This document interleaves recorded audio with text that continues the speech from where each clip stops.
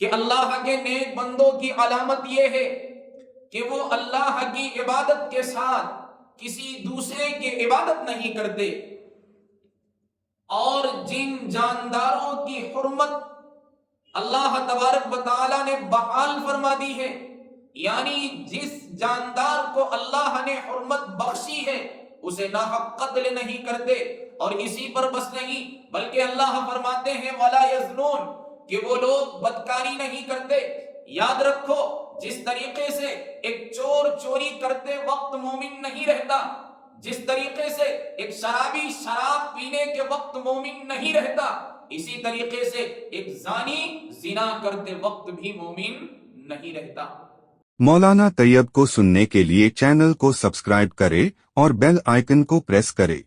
الحمدللہ رب العالمین والصلاة والسلام علی اشرف الانبیاء والمرسلین وعلى آلہ وصحبہ اجمعین۔ قال اللہ تبارک وتعالی فی کلامہ الکریم اعوذ باللہ من الشیطان الرجیم بسم اللہ الرحمن الرحیم والذین یدعون مع اللہ الہا آخر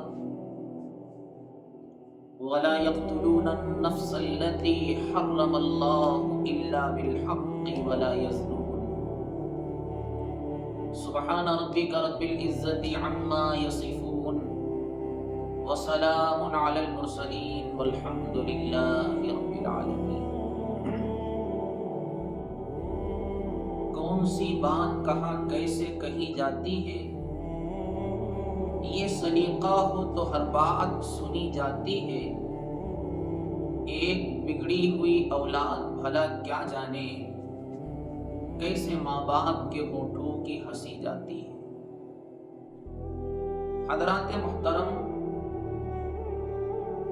اس وقت ہمارے معاشرے میں جو برائیاں پھیلی ہوئی ہیں، ان برائیوں میں سب سے اہم برائی ہے زنا۔ زنا معاشرے کا وہ بدترین جرم ہے جس کے ارتکاب سے خاندان تباہ و برباد ہو جاتے ہیں۔ زنا معاشرے کا وہ سنگین جرم ہے جس کی کثرت سے حیاداری ختم ہوتی ہے اور سماج داغدار ہو جاتا ہے۔ اسی لیے اللہ رب العالمین نے قرآن کریم کی 114 سورتوں میں سے سورہ بنی اسرائیل آیت نمبر 32 میں ارشاد فرمایا وَلَا تَقْرَبُوا الزِّنَا إِنَّهُ كَانَ فَاحِشَةً وَمَقْتًا کہ اے ایمان والو زنا کے قریب نہ جاؤ، یقینی طور پر زنا بے حیائی اور بے راہ رمی ہے۔ اللہ کے پاک پیغمبر جناب رسول اللہ صلی اللہ علیہ وسلم نے ارشاد فرمایا ایمان کے 70 سے زائد شعبے ہیں، ان میں سب سے افضل شعبہ لا الہ الا اللہ، یعنی اللہ کی وحدانیت، اور سب سے کم درجے کا شعبہ جس کے بارے میں اللہ کے نبی نے ارشاد فرمایا اماطۃ الاذی عن الطریق، راستے سے تکلیف دہ چیز کو ہٹا دینا۔ اسی طریقے سے اللہ کے نبی صلی اللہ علیہ وسلم نے یہ بھی ارشاد فرمایا تھا الحیاء شعبۃ من الایمان، کہ حیا بھی ایمان کے حصوں میں سے ایک حصہ ہے۔ اذا فاتک الحیاء فافعل ما شئت، جب انسان کے اندر سے حیاداری ختم ہو جاتی ہے تو پھر وہ نفسانی خواہشات کا غلام ہو جاتا ہے۔ ابن ماجہ کی روایت ہے اللہ کے نبی صلی اللہ علیہ وسلم نے ارشاد فرمایا الحیاء من الایمان والایمان فی الجنہ، کہ حیا ایمان کا ایک اہم جز ہے اور ایمان جنت میں داخل ہونے کا ذریعہ اور سبب ہے۔ اسی لیے اللہ تبارک و تعالی نے قرآن کریم کے اندر یہ بات بھی ارشاد فرمائی ہے، وَيَنْهَا عَنِ الْفَحْشَاءِ وَالْمُنْكَرِ، اے ایمان والو تم اپنے آپ کو برائیوں سے اور بے حیائیوں سے دور رکھو۔ اسی پر بس نہیں بلکہ سورہ مومنون کی ابتدائی آیتوں میں اللہ تبارک و تعالی نے 10 ایسی باتیں ارشاد فرمائی ہیں۔ اللہ کے نبی نے فرمایا اگر کسی انسان کے اندر وہ 10 باتیں پائی جائیں تو اللہ تبارک و تعالی اسے سیدھے جنت میں جگہ عطا فرمائیں گے۔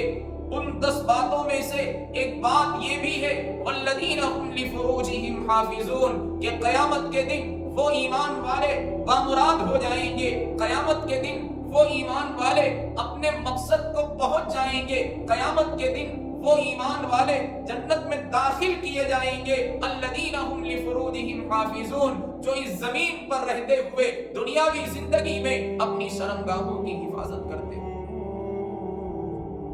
تو اللہ تبارک و تعالی نے ہم ایمان والوں کو یہ پیغام دیا ہے کہ اے ایمان والو، زنا معاشرے کا وہ بدترین جرم ہے جس کی وجہ سے انسان بے حیا بنتا ہے، جس کے ارتکاب سے سماج داغدار ہوتا ہے اور انسان معاشرے کے اندر بے وزن ہو جاتا ہے۔ اللہ تبارک و تعالی نے سورہ فرقان کے اندر اپنے نیک بندوں کی علامتوں کا تذکرہ کرتے ہوئے فرمایا والذین یدعون مع اللہ الہا آخر ولا یقتلون النفس التي حرم اللہ الا بالحق ولا یزنون،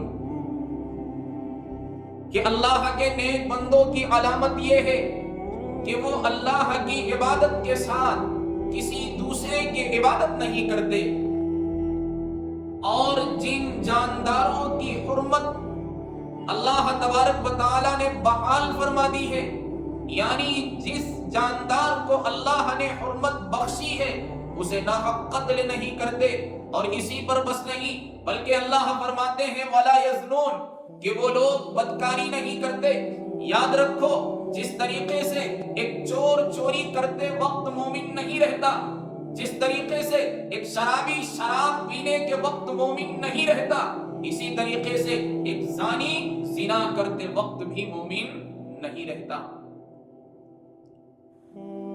اللہ تبارک و تعالیٰ کے بعد پیغمبر جناب رسول اللہ صلی اللہ علیہ وسلم معراج کی رات ایک ایسی قوم پر گزر رہے ہیں۔ آپ صلی اللہ علیہ وسلم نے دیکھا کہ ان کے سامنے ایک ہانڈی میں پکا ہوا خوشبودار گوشت رکھا ہے اور ایک ہانڈی میں سڑا ہوا بدبودار گوشت رکھا ہے۔ وہ لوگ پکا ہوا خوشبودار گوشت کھانا چھوڑ کر سڑا ہوا بدبودار گوشت شوق سے کھا رہے ہیں، لطف اندوز ہو رہے ہیں۔ یہ وہ بھیانک نظارہ تھا جو اللہ کے نبی نے اس سے پہلے کبھی نہیں دیکھا تھا۔ اللہ کے پاک پیغمبر جناب رسول اللہ صلی اللہ علیہ وسلم رفیق سفر سیدنا جبریل سے پوچھتے ہیں کہ جبریل یہ کیا ماجرا ہے؟ ان لوگوں کے سامنے جب ہانڈی کے اندر پکا ہوا خوشبودار گوشت موجود ہے تو یہ لوگ اسے چھوڑ کر سڑا ہوا بدبودار گوشت کیوں کھا رہے ہیں؟ حضرت جبریل علیہ السلام نے فرمایا یا رسول اللہ، یہ آپ کی امت کے وہ لوگ ہیں جو اپنی منکوحہ عورتوں کو چھوڑ کر غیر اور نامحرم عورتوں کے ساتھ شباشی کیا کرتے تھے، یعنی یہ زنا کرنے والے مرد اور یہ زنا کرنے والی عورتیں ہیں۔ جب دنیا کے اندر ان دونوں نے اللہ کے حکموں کو پامال کیا، جس کام سے اللہ نے منع کیا تھا اس کام کو انجام دیا، تو اللہ تبارک و تعالی نے اس انداز میں ان لوگوں کی گرفت فرمائی ہے کہ یہ پکا ہوا خوشبودار گوشت کھانا چھوڑ کر سڑا ہوا بدبودار گوشت کھا رہے ہیں۔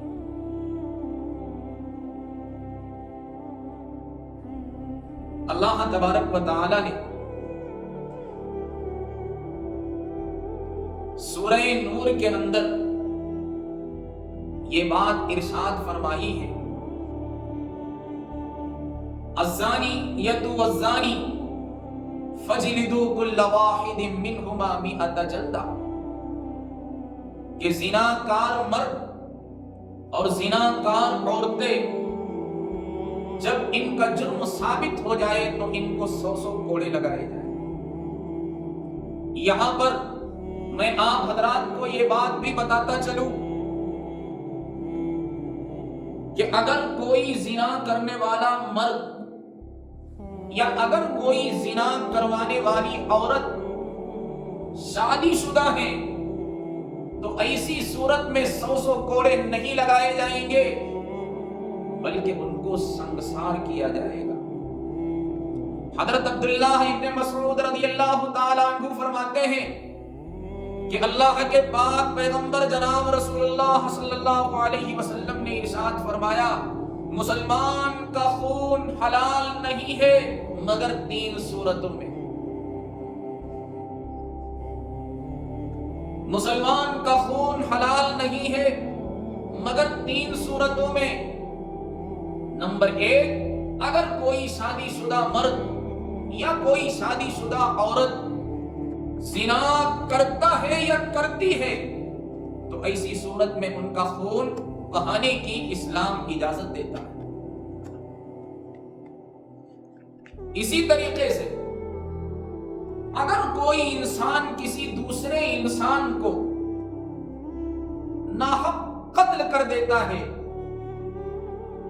تو جس شخص کو قتل کیا گیا ہے اس کے بدلے میں اس شخص کو قتل کرنا جس نے اس شخص کو قتل کیا ہے، اسلام اس کی اجازت دیتا ہے۔ اور تیسرے، اگر کوئی مسلمان مرتد ہو جائے یعنی مسلمانوں کی جماعت سے نکل جائے، مذہب اسلام کو چھوڑ کر کفر کو گلے لگا لے، تو ایسی صورت میں اس مرتد شخص کو قتل کرنے کی اسلام اجازت دیتا ہے۔ یاد رکھو، زنا وہ بدترین جرم ہے جس کا نقصان دنیا میں بھی ہوتا ہے اور آخرت میں بھی ہوتا ہے۔ حدیث میں آتا ہے کہ زنا کرنے والے کی زندگی سے اللہ چین و سکون ختم فرما دیتے ہیں، زنا کرنے والے کی عبادتوں سے لذت اٹھا لی جاتی ہے، زنا کرنے والے کی صحت اور جسمانی قوت تباہ و برباد ہو جاتی ہے۔ اسی پر بس نہیں بلکہ اور بھی زنا کے نقصانات ہیں۔ اسی لیے آج سے 1450 سال پہلے سورہ بنی اسرائیل کی آیت نمبر 32 میں اللہ تبارک و تعالی نے یہ حکم نازل فرمایا تھا، وَلَن تَقْرَبُوا الزِّنَا إِنَّهُ كَانَ فَاحِشَةً وَمَقْتًا، اے ایمان والو زنا کے قریب بھی نہ جاؤ، اس لیے کہ وہ بڑی بے حیائی اور بے راہ روی ہے۔ وَيَنْهَىٰ عَنِ الْفَحْشَاءِ وَالْمُنكَرِ، اللہ فرماتے ہیں تم ایمان والے ہو اور ایمانیت کا تقاضا یہ ہے کہ تم اپنے آپ کو بے حیائیوں سے اور تمام برائیوں سے دور رکھو۔ یہ چند باتیں ازراہ ہمدردی اور محبت میں نے آپ حضرات کے سامنے رکھی۔ ہم دعا کرتے ہیں کہ اللہ تبارک و تعالی اس منحوس برائی سے ساری امت مسلمہ کو محفوظ فرمائے اور ایمان کے ساتھ ساتھ ایمان کے تقاضوں پر بھی عمل پیرا ہونے کی توفیق عطا فرمائے۔ وآخر دعوانا ان الحمد للہ۔